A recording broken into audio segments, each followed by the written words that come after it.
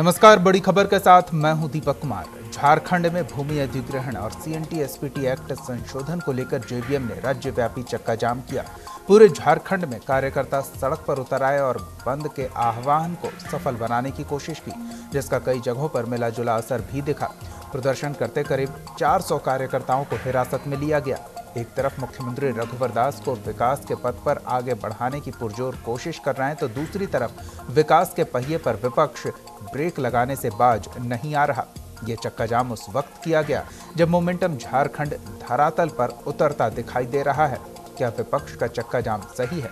क्या झारखंड के साथ रघुवर सरकार अन्याय कर रही है, या फिर विपक्ष बेवजह के मुद्दे उछालकर विकास की राह में बाधा पैदा कर रहा है?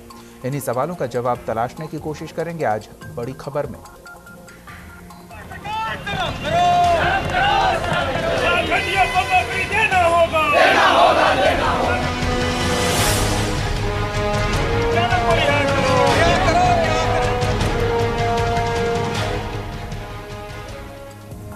सीएनटी-एसपीटी एक्ट में संशोधन वापस लेने की मांग या गोड्डा में अडानी को जमीन देने का विरोध, साथ ही जेवीएम विधायक दल नेता प्रदीप यादव की रिहाई की मांग को लेकर जेवीएम ने राज्यव्यापी चक्का जाम किया।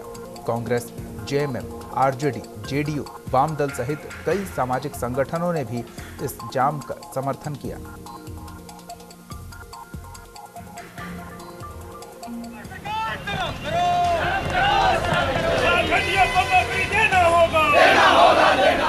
झारखंड की राजनीति मानो सीएनटी-एसपीटी एक्ट पर रुक सी गई हो। इस एक्ट में संशोधन के बाद से लेकर अब तक कई बार झारखंड को बंद का सामना करना पड़ा। इसी क्रम में एक बार फिर जेवीएम और वाम दलों के कार्यकर्ता सड़क पर उतरे। रघुवर सरकार की नीतियों को जन विरोधी बताते हुए जमकर नारेबाजी की गई। राजधानी रांची से लेकर तमाम शहरों में चक्का जाम किया गया। जेएमएम ने राज्य सरकार पर आरोप लगाते हुए कहा कि झारखंड सरकार भूमि अधिग्रहण के नाम पर लोकतांत्रिक हत्या करने पर उतर आई है। पिछले दिनों जोर जबरदस्ती किसानों की जमीन को छीनने पर आमादा है, चाहे वो गोला की गोली कांड हो, बड़का गांव की गोली कांड हो, खूंटी की गोली कांड हो, गोड्डा में अडानी पावर प्लांट में जिस प्रकार से सरकार ने गैर कानूनी काम कर रही है। और हम सब ने तो इतना ही मांग की है कि भाई उन सारे जो भूमि अधिग्रहण से जो संबंधित जितनी भी वहाँ जो कार्रवाई हुई कानून सम्मत वो नहीं हुआ, इसलिए पूरे मामले की जांच एक न्यायिक आयोग गठित करके सरकार को जांच करानी चाहिए। ये कुंदन पाहन का पूजा करेंगे, लेकिन आम जनता जो संघर्ष करेगी उनको जेल में डालेंगे, उनको पिटवाएंगे और प्रदीप यादव को जो है से जेल में डालेंगे। सीएनटी एक्ट और एसपीटी एक्ट में संशोधन करेंगे और जब जनता लड़ेगी तब कहेंगे कि रघुकुल रीत चला सदा चली आई और प्राण जाए पर वचन न जाए। इस तरह से डेमोक्रेसी में कोई बात होती है? डेमोक्रेसी में जनता की बात होती है, जनता की बात सुना जाता है, लेकिन इस सरकार जनता की बात सुनने के लिए तैयार नहीं है। जेवीएम के चक्का जाम से रांची से लंबी दूरी की गाड़ियों का परिचालन बंद रहा। यहाँ तक कि ऑटो के परिचालन भी ठप रहा, जिसके चलते आम लोगों को खासी परेशानी का सामना करना पड़ा। फिर आया हुआ आदमी गर्मी के मौसम में बहुत ही तकलीफ हो रहा है। हम खुद एक गाड़ी छोड़ चुके हैं गर्मी से। मुझे तो है इससे एकदम बहुत नहीं जाने के लिए जाना चाहिए। चक्का जाम के कारण राज्य में खनन कार्य भी ठप रहा। कोल्हान इलाकों में आयरन और माइनिंग का काम प्रभावित हुआ, जिसके चलते राज्य सरकार को करोड़ों के राजस्व का नुकसान हुआ। इस चक्का जाम के जरिए विपक्षी दलों ने अपना गुस्सा तो सरकार पर उतार दिया, लेकिन आम जनता को एक बार फिर परेशानियों का सामना करना पड़ा। रांची से सुजीत कुमार की रिपोर्ट, न्यूज़ इंडिया। जिस तरह से चक्का जाम कर विरोध जताया गया है, विभिन्न मांगों को लेकर जेवीएम ने प्रदर्शन किया। जेवीएम कार्यकर्ता सड़क पर उतर आए और फिर सरकार के जन विरोधी नीतियों के खिलाफ सूबे में चक्का जाम किया, जहां कई जगहों पर इसका असर देखने को मिला। तो इसी मुद्दे पर बात करेंगे हम। हमारे साथ कुछ मेहमान जुड़े हुए हैं, उनसे आपका परिचय करा दें। हमारे साथ राम कुमार पाहन जी जुड़े हुए हैं, बीजेपी विधायक, साथ ही कांग्रेस प्रवक्ता राकेश सिन्हा जी जुड़े हुए हैं। आप दोनों का बहुत बहुत स्वागत है। सबसे पहले राम कुमार जी, आपसे जानना चाहेंगे, एक और मोमेंटम झारखंड धरातल पर उतरता दिखा तो दूसरी ओर विकास की गति बाधित होती दिखी सड़कों पर। क्या है ये झारखंड की सियासत किस ओर जा रही है? कुछ लोग राजनीतिक पार्टी है, चाहे वो जेडीएम हो, चाहे झारखंड मुक्ति मोर्चा हो, चाहे कांग्रेस हो, ये लोग जब से अलग राज हुआ है तब से कि लोग नहीं चाहता है कि इस राज्य में विकास हो। ये लोगों ने हमेशा विकास विरोधी रहा है जी। और ये लोग सिर्फ राजनीतिक वोट की राजनीति करता है। आज माननीय मुख्यमंत्री जी ने मोमेंटम झारखंड का जो एमयू किए और वो आज तो उसका धरातल पर भी हो रहा है और पिछले दिन भी करीब 400-500 करोड़ रुपया का पूंजी निवेश करे, उसका श्रीनाथ माननीय मुख्यमंत्री जी ने किए।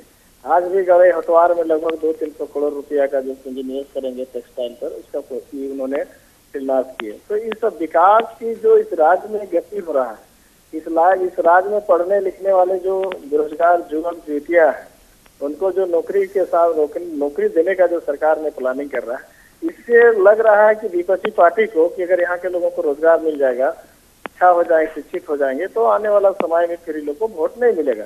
इसलिए लोग बेबुनियादी मुद्दा जिसका कोई आधार नहीं है, जिसका कोई तथ्य नहीं है, उसको लोग आधार बनाकर और झूठ मूठ कर यहाँ के आदिवासी लोगों को भी और यहाँ के रहने वाले तमाम लोगों को गुमराह करते रहता है। और उसी का परिणाम है कि आज लोगों ने चक्का जाम किया। ऐसे लोगों को आज निश्चित रूप से लोगों ने धिकारा है और कहीं भी चक्का जाम सक्सेस नहीं हुआ है। अगर जोर जबरदस्ती के माध्यम से मान लीजिए गोली डंडा बम बारूद के माध्यम से अगर कहीं पर डिस्टर्ब किया होगा तो एक अलग बात है, आपराधिक प्रवृत्ति के लोगों ऐसा किया होगा। लेकिन जो व्यक्ति स्वाभिमान है, राम कुमार जी, आप जो बातें कह रहे हैं सुनने में ठीक लग रही है, लेकिन ये गारंटी नहीं देती कि सरकार जो काम कर रही है वो सभी सही है। बंधु तिर्की जी भी हमारे साथ जुड़े हुए हैं, महासचिव है जेवीएम के। एक प्रतिक्रिया उनकी ले लेते हैं, फिर आगे बढ़ते हैं। बंधु तिर्की जी, क्या कहेंगे आप? देखिए, ये भारतीय जनता पार्टी वाले लोग, इन लोगों को भगवान सद्बुद्धि दे। सीएनटी एक्ट, एसपीटी एक्ट में जिस तरह का संशोधन जिस सेक्शन में किया है, उनको ठीक से पढ़ना चाहिए। इनको जबरदस्ती थोपने का, विकास के नाम पर थोपने की बात ना कहें। इससे पहले भी प्रदेश में विकास हुआ है और विकास होते रहा है। इनको ये बात को समझना चाहिए। अभी आप स्थानीय नीति को परिभाषित किया है। एक प्रदेश में दो तरह का नीति अपनी गलती को जबरदस्ती जनता को थोपने का काम करता है और ये चारों ओर आक्रोशित है। हर तरह का सामाजिक संगठन, सारे विपक्षी दल, ये सारे लोग इसका विरोध कर रहे हैं और ये जबरदस्ती थोथी दलील दे रहे हैं। और उनमें से हमारे आदिवासी जो विधायक है, वो तो जबरदस्त दलील दे रहे हैं अपने को, मैंने पार्टी का गुलाम की तरह काम कर रहा है। वो बता रहे हैं आपको, गुलाम हो गया ये लोग। थोड़ा भी इन लोग में आंख में पानी होता तो इस तरह का जबरदस्ती वकालत दिख रहा है। आप बताइए, इन्हीं लोगों का पार्टी में पूर्व मुख्यमंत्री अर्जुन मुंडा भी इसमें विरोध जता चुके हैं, वरिष्ठ नेता करिया मुंडा जी विरोध जता चुके हैं, कामोबेश आपका भारतीय जनता पार्टी के प्रदेश अध्यक्ष भी उसका किया है, ताला मरांडी पहले ही भी किया चुका है। अभी जो नेता आपके सामने बोल रहा था, हमको लगता है वो भी माननीय कोई विधायक होगा। जी, बीजेपी विधायक है राम कुमार पाहन जी। हाँ, उसका आवाज मुझे पता था। उसका भाषा इसी तरह का भाषा होता है उसका। इनको हिम्मत है अर्जुन मुंडा से बात करने का, इनको हिम्मत है करिया मुंडा से बात करने का। इनको जरा पूछिए तो ये अपना टिकट और अपना नौकरी पक्का करने का फेरा में है, बता दे रहे हैं। ये ऐसे लोग हैं। हम और आगे भी आपसे बातचीत करेंगे, हमारे साथ बने रहिए। राकेश सिन्हा जी की एक प्रतिक्रिया ले लेते हैं। राकेश जी, क्या कहेंगे? इस तरह से एक और विकास को गति देने की कवायद दिख रही है। मोमेंटम झारखंड के 100 दिन बाद 21 कंपनियों का शिलान्यास, 21 योजनाओं का शिलान्यास एमओयू धरातल पर, तो दूसरी ओर विकास की गति बाधित करने की सड़क पर कवायद और ये चक्का जाम। सर देखिए, सबसे बड़ी बात यह है कि विकास तब होता है जब किसानों का पेट भरा हो, विकास तब होता है जब मजदूरों का पेट भरा हो। लेकिन दुर्भाग्य इस बात का है कि जिस मोमेंटो ऑफ झारखंड को लेकर के अरबों रुपया विज्ञापनों से लेकर के सड़कों पे रघुवर सरकार ने खर्च कर दिया, वो अभी सिर्फ शिलान्यास भर कर देने से हम ये नहीं मान सकते कि उसका ये इस राज्य का विकास हो रहा है। आप देखें जिस तरह बड़का गांव जिस तरह गोला, जिस तरह खूंटी में जबरन किसानों की जमीन को हथिया करके सरकार लूट का काम कर रही है, तो ये इससे अगर विकास करना है, अगर किसानों को गोली मार के विकास करना है, अगर गरीबों के ऊपर लाठी चला के विकास करना है, तो मैं ये समझता हूं या राज्य की जनता को यह मैं समझता हूं कि ऐसा विकास ना तो राज्य की जनता को चाहिए और ना ही झारखंड को चाहिए। लेकिन राकेश जी, बिना उद्योगों के किस तरह से विकास होगा, किस तरह से नौकरियां मिलेंगी? सर, उद्योग लगे, उद्योग को लगाने में कहीं हम किसी भी प्रकार का विरोध नहीं कर सकते, क्योंकि उद्योग जो है किसी भी राज्य का एक इंफ्रास्ट्रक्चर को बनाने में बहुत अधिक महत्वपूर्ण भूमिका अदा करती है। लेकिन उद्योग लगाने का ये मतलब नहीं है कि हम गरीब किसानों को गोली चला करके, गरीब किसानों को जान मार करके हम उसकी जमीन को औने पौने दाम में खरीद करके, औने पौने दाम में हथिया करके, या उससे आप यह शब्द कह सकते हैं कि सरकार औने पौने दाम में उस जमीन को लूट करके अगर उद्योग लगाना चाहती है, अगर उद्योग लगवाने का काम करती है, तो मुझे लगता है। लेकिन सरकार का तो दावा है कि वो उचित मूल्य दे रही है। मुझे लगता है कि ये मेरे से ज्यादा आपको पता होगा कि सरकार किस जिला में जमीन से ज्यादा उचित मूल्य दे रही है। बिल्कुल, लेकिन थोड़ी बहुत जानकारी है राकेश जी, आप लोगों के इतना तो नहीं पता चल पाता है कि आखिर चल क्या रहा है धरातल पर। लेकिन जिस अडानी पावर प्लांट का विरोध हो रहा है, हमारे पास ये रिपोर्ट आई थी, सैकड़ों की संख्या में ग्रामीण खुद डीसी के पास मिलने गए थे और उन्होंने स्वेच्छा से ये कागजात सौंपे थे और चंद लोगों के विरोध की वजह से ये पूरा हंगामा होता दिखा था। सर ये अडानी पावर की सिर्फ बात नहीं है, मैं आपको बताऊं। चलिए, हम समझ रहे हैं कि आप तमाम मुद्दों पर बात कर रहे हैं, लेकिन बंधु तिर्की जी की प्रतिक्रिया जरूरी है इस मामले पर। जिस तरह से लगातार इस मुद्दे को लेकर विरोध जताया जा रहा है, सशस्त्र आंदोलन, आदिवासी आंदोलन छेड़ने की बात कही जा रही है। बंधु तिर्की जी, देखिए, आपने जो पावर प्लांट का विरोध, आपका अडानी पावर प्लांट का विरोध की बात बोल रहे हैं, बिल्कुल विरोध जायज है। जायज इसलिए कि आप वहाँ पावर प्लांट लगा रहे हैं किनके बिजली देने के लिए? आप बांग्लादेश को बिजली दे रहे हैं। दूसरी बात, कुछ लोग हैं, निश्चित रूप से लोग स्वयं जा रहे हैं, वे लोग आपके डीसी के पास में अपना एफिडेविट दे रहे हैं। लेकिन ये भी देखे कि कुछ लोग स्वयं वहां पर एफिडेविट करके दे रहे हैं कि हम जमीन नहीं देंगे। तो जो लोग जमीन देने के लिए सहमत हैं, वो लोग कौन लोग हैं, इसको भी आपको जानने का प्रयास करना चाहिए।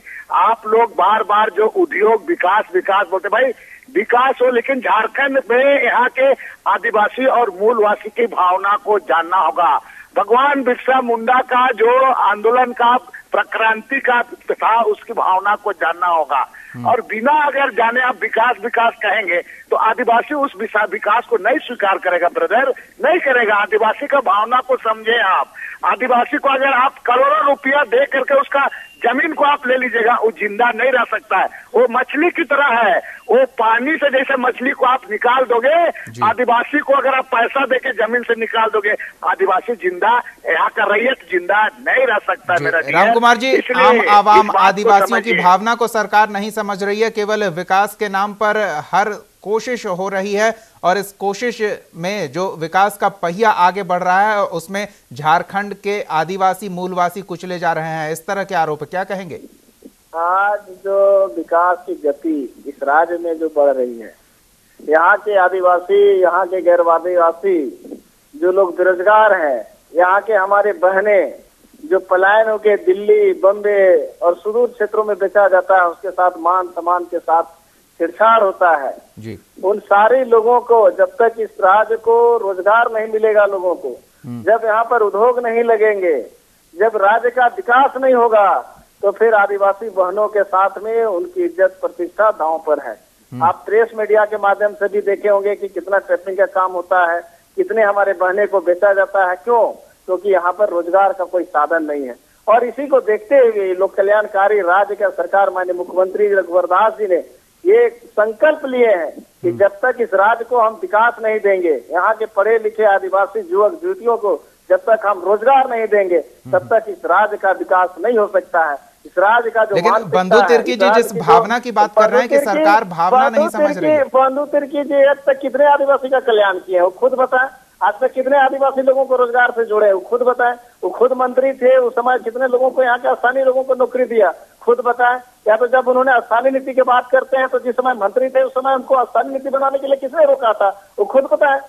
तो इसलिए सिर्फ गुमराह करके आदिवासी लोगों को वोट की राजनीति जो करता है ये सरासर गलत है। वो लोगों को भगवान सद्बुद्धि दे और आदिवासी का विकास कैसे होगा, आदिवासी के लोगों को रोजगार कैसे मिलेगा, इस दिशा में मंतव्य उन लोगों को देना चाहिए।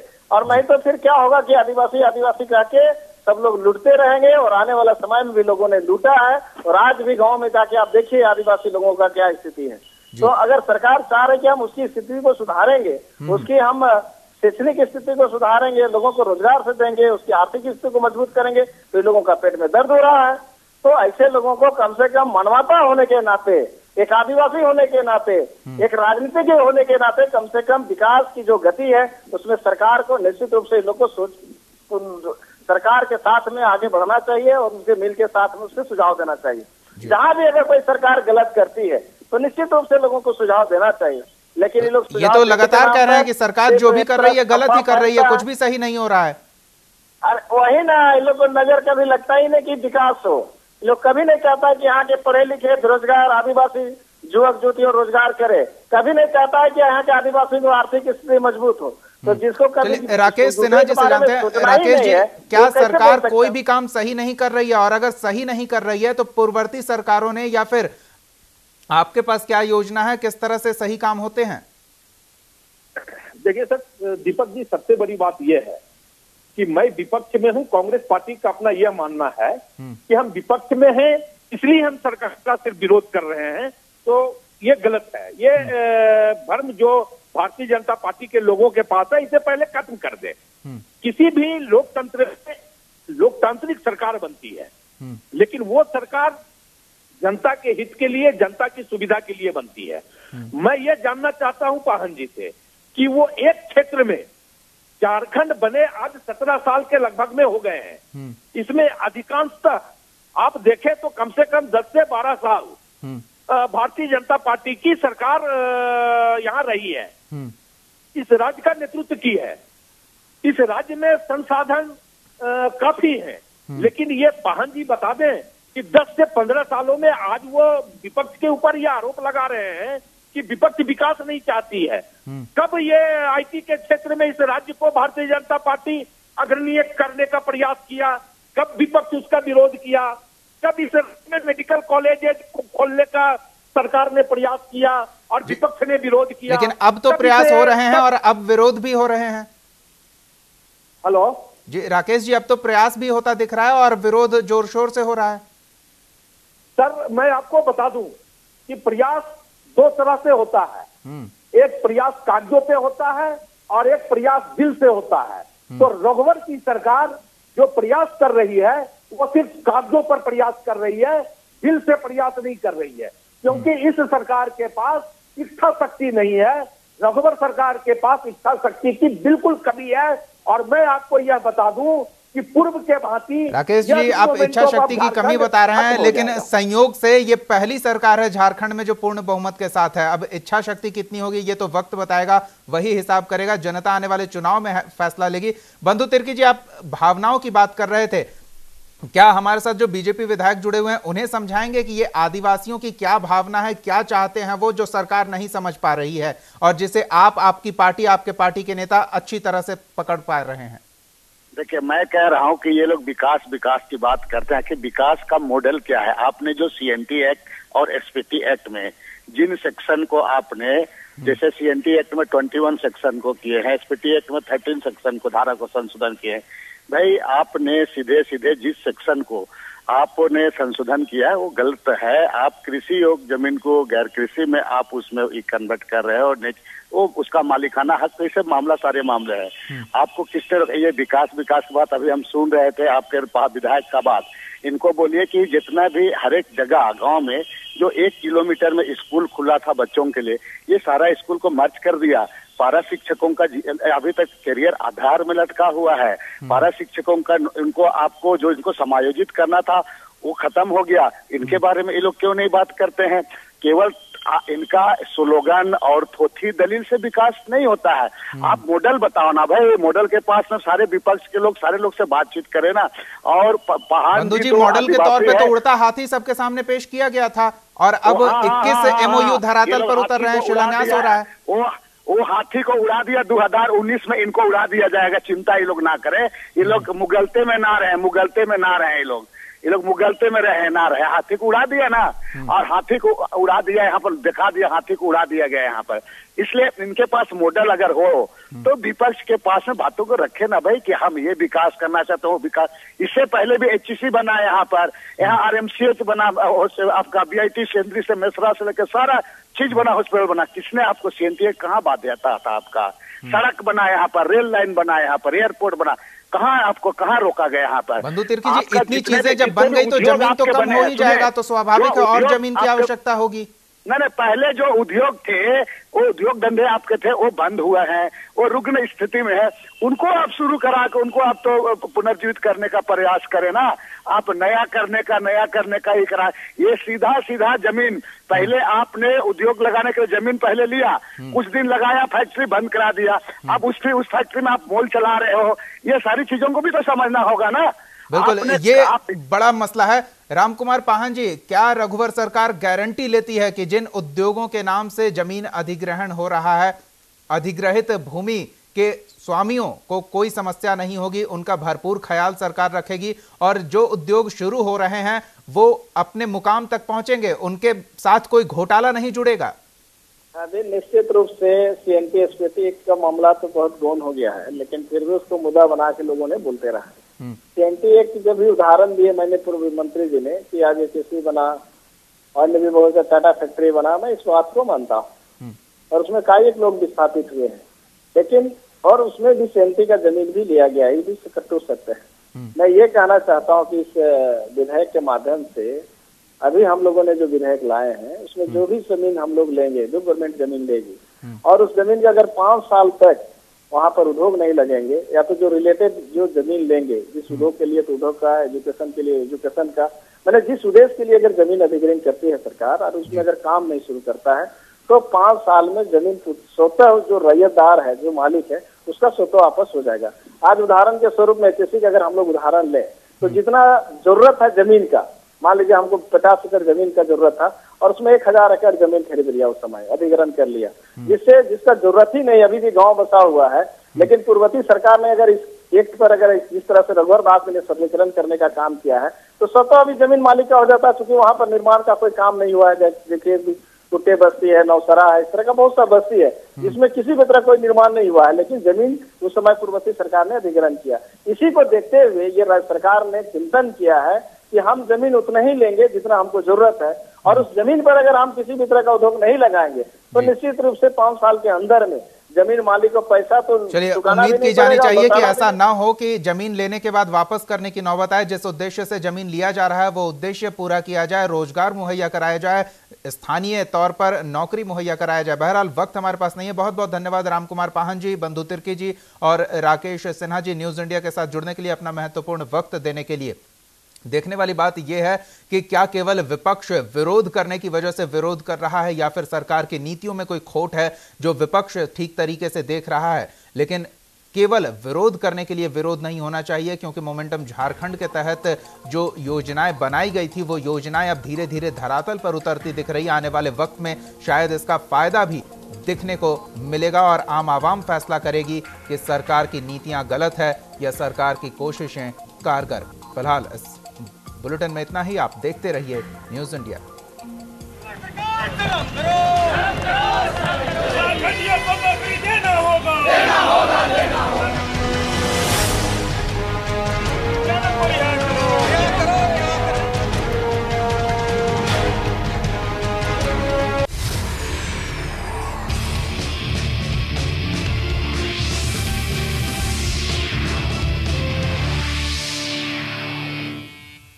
आप हमारे चैनल को YouTube पर सब्सक्राइब कर सकते हैं न्यूज इंडिया निम्स पर। इसके अलावा आप ट्विटर पर भी हमें न्यूज इंडिया 17 पर फॉलो कर सकते हैं। फेसबुक पर आप newsindia.nimsuni पर हमें लाइक कर सकते हैं।